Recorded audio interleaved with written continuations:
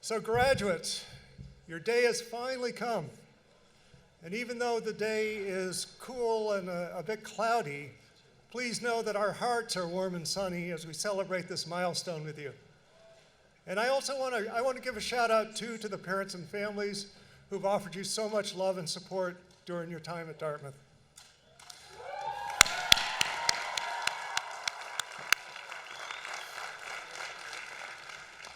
Now I know as this day has approached, friends, faculty members, parents have given you many words of advice. But tradition dictates that the president gets the last word. And so a final thought, a final nugget of advice, not unrelated to what you heard from Lema Bowie in her inspiring remarks before you head out into the world. So during my time in graduate school, I had a close friend named Claire. And Claire had a particularly memorable grandfather, a bright, engaging man who was proud and outspoken about his conservative beliefs. So just to be clear, this guy was way out to the right and not afraid to tell you about it. So you can imagine my surprise one day when I came upon Claire's grandfather intensely poring over Rolling Stone and the Village Voice. And my even greater surprise when he told me that he actually had subscriptions to each magazine. So what gives? I asked. His response has stuck with me till today. He said, "Young man," because he always called me young man. "Young man, I like to keep tabs on what the other side is saying. And you know what? Sometimes they get it right." So that sentiment, that it's important, indeed valuable, to listen to opposing views can seem almost quaint these days. We get precious little in today's public discourse, and we hear pundits pine for a time long gone of bipartisanship. In 1960, Americans were asked whether they would mind if their son or daughter married a member of the other political party. Less than 5% thought that would be a problem. By 2010, that number had risen to almost 50%. That's dangerous territory, and not just because it limits the dating pool. Polarization around political and a whole host of other issues, it's hardly a new phenomenon. And I am not the first Dartmouth president to warn of its risks. Indeed, at this very commencement address, 43 years ago, my predecessor John Kemeny said, and I quote, "There's a great capacity for human beings to deceive themselves. We see the world as we want to see it. We form friendships with others whose beliefs are identical with our own so that we may continue to tell each other how right we are and how wrong everyone else is."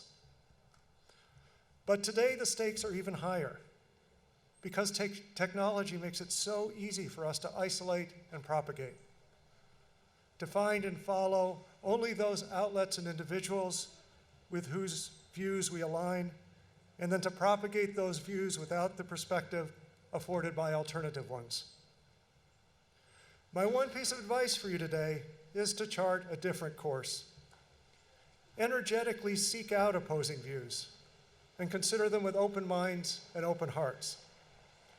Do not fall victim to the superficiality that belies an otherwise illuminating internet. The answer is not to hide, block, unfriend, or unfollow someone who doesn't share your view, nor is it to friend, like, share, and follow blindly someone who does. Instead, like Claire's grandfather, keep tabs on all perspectives. Now, please understand, I am not asking you to abandon your ideals, nor am I directing you to become a centrist.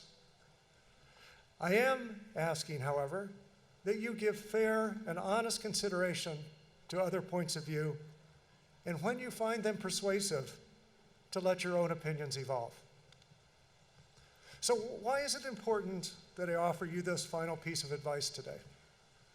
Because as I stand here, I am not looking out at any old collection of 1,000 plus young adults. I am addressing you, the latest class of Dartmouth graduates, a cadre of future leaders. Now, I won't go as far as to say that we expect each and every one of you to become a leader. That would be unfair pressure. But history shows us that it will happen.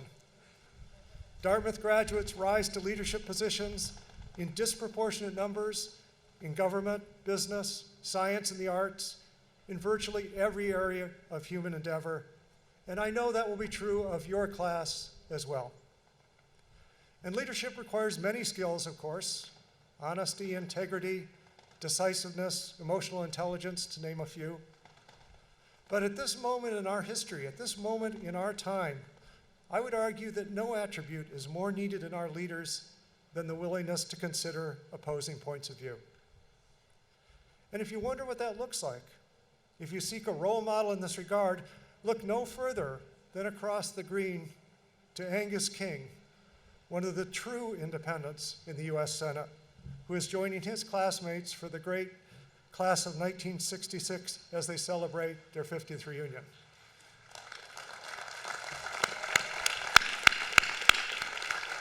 There's Angus. Fortunately, over these last 4 years, Dartmouth has afforded you a premier liberal arts education.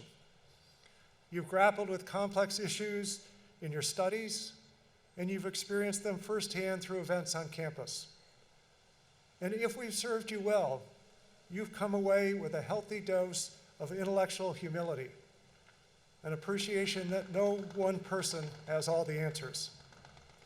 I hope that's the case, and that we've instilled in you further a hunger and respect for the views of others and a willingness to question your own views in the wake of dissenting voices.